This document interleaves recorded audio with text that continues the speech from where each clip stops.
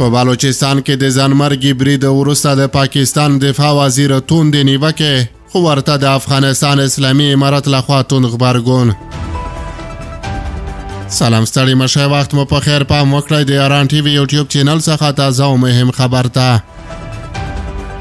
د افغانستان اسلامي امارت د پاکستان د کوټې په ښار کې د ځانمرګي برید وروسته د افغانستان ملي تلویزیون سره د دغه برید په تړاو د خواجه آصف څرګندونو په غبرګون کې ویلي چې اسلام آباد د خپل مسؤلیت اسلامي امارت په غاړه نه اچوي او خپلو ستونزو ته د پکور دننه حل لارې ولټوي.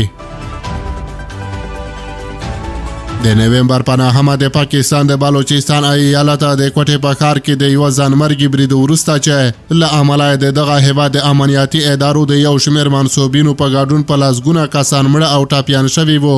د دغه هیواد دفاع وزیر خواجه محمد آصف یو ځل بیا په اسلامي امارت تور ولګاوه چې ترهګرو ډلو ته اجازه ورکړي چې د افغانستان خاوره د پاکستان په خلاف وکاروي. خو د افغانستان اسلامي امارت مرستیال ویان حمدالله فطرت د یکشنبې په ورځ نومبر 11 په یوه لنډه ویډیویي وینا کې چې د ملي تلویزیون لخوا خپره شوې د پاکستان دفاع وزیر ادعاوې رد کړي او د پاکستان له حکومته یې غوښتي چې خپلو ستونزو ته د دننه په دغه هیواد کې د حل لارې ولټوي. نوموړي ویلي چې افغانستان نور د هیچ چا پر وړاندې تهدید نه دی.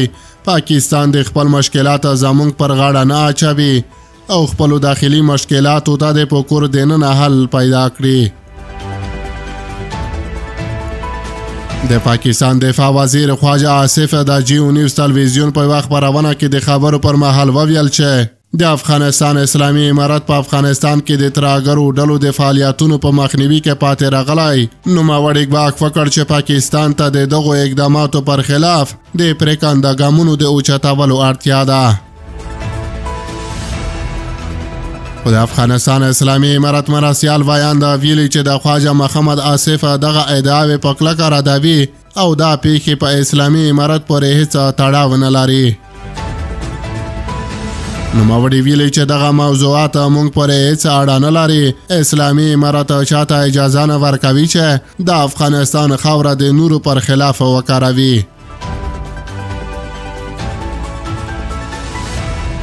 د شنبې د ورځې په سهار د کوټې د ورګاډي په سټیشن کې یو ځانمرګي برید د 14 پاکستاني پوځیانو په ګډون 26 کسان ووژل او تر 60 زیات نور یې ټپیان کړل. د دې برید مسؤلیت د بلوچ لیبریشن آرمي په غاړه اخیستی و. دغې ډلې ویلي و چې د برید هدف یې د پاکستان د پوځ منصوبین و چې د یو ټرینینګ وروسته خپلو مرکزونو ته روان وو. د پاکستان دفاع وزیر خواجه آصف په دغه تلویزیونی خپرونه کې وویل چې په بلوچستان او خیبر پښتونخوا ایالتونو کې د ترهګرۍ په پیښو کې د دفاعي ځواکونو په نښه کول د پاکستان د کمزوري کولو لپاره یوه توطیه ده. نوموړي ټور ولګاوه چې په دې توطیه کې د هند ترڅنګ نور هیوادونه هم شامل دي. خواجه آصف وویل چې په بلوچستان کې د چین وګړي په نښه کیږي تر څو د هغه په وینا چینایان دې ته اړ شي چې له دغه ځایه ووځي. نوموړي وویل چې د پاکستان د پوځ منصوبین هم په دواړو ایالتونو کې د ترهګرۍ په پیښو کې په نښه کیږي او په دغو بریدونو کې د افغانستان خاوره د پاکستان خلاف استعمالیږي. دا لومړی ځل نه دی چې لوړپوړي پاکستاني چارواکي د ترهګرو ډلو لخوا د دغه هیواد پر ضد د افغانستان خاورې د کار اخیستلو ادعاوې کوي. پاکستاني چارواکو د مخه هم ورته ادعاوې کړي دي، خو پاکستاني چارواکي د بلوچو د ازادۍ غوښتونکو د بریدونو پړه هم په اسلامي امارت اچوي. پاکستان د مخه په افغانستان کې د تحریک طالبان پاکستان TTP د ډلې د شتون او له دغه هیواد څخه په پاکستان کې دننه پر امنیتي ځواکونو باندې د بریدونو ادعاوې کړي وي چې د افغانستان اسلامي امارت لخوا په پرلهپسې ډول دغه تورونه رد شوي وو.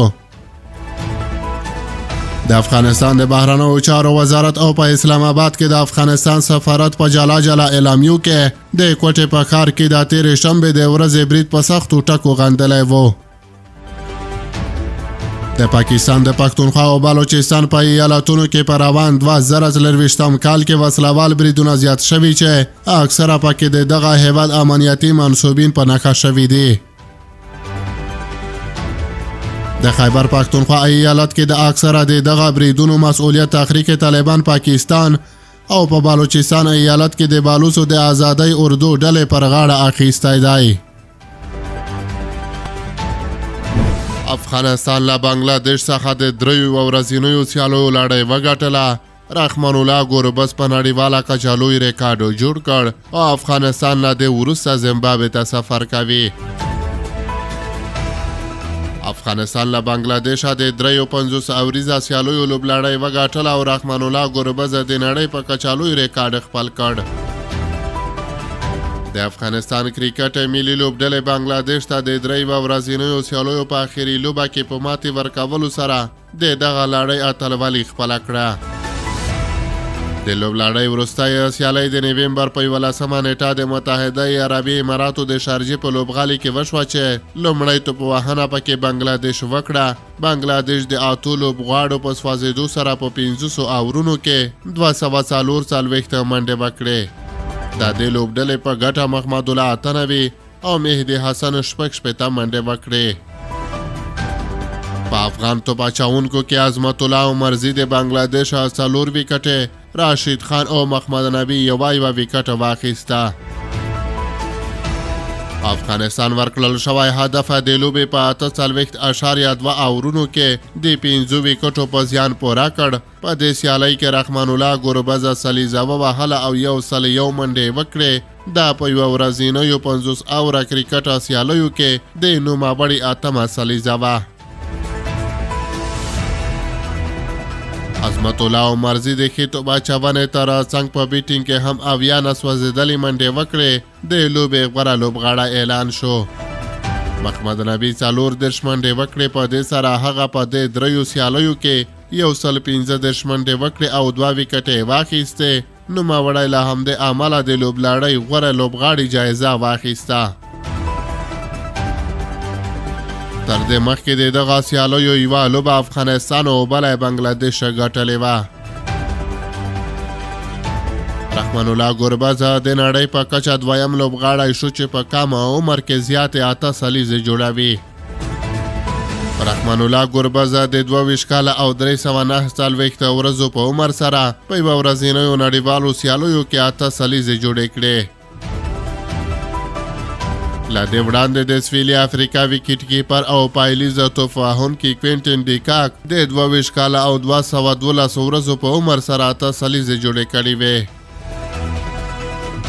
خو رحمان الله ګوربز د هندي سچن ټنډولکر، ویراټ کوهلی او پاکستانی بابر اعظم ریکارډ مات کړ چې په کم عمر کې زیاتې 8 سلیزې ترلاسه کړې وې.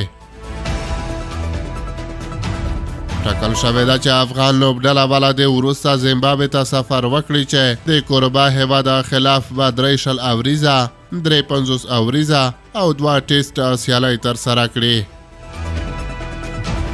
دغه اوږده لړۍ به د راتلونکي ډسمبر میاشتې په 9 پیل شي او د راتلونکي 2025 کال د جنورۍ تر 4 نیټې به دوام وکړي.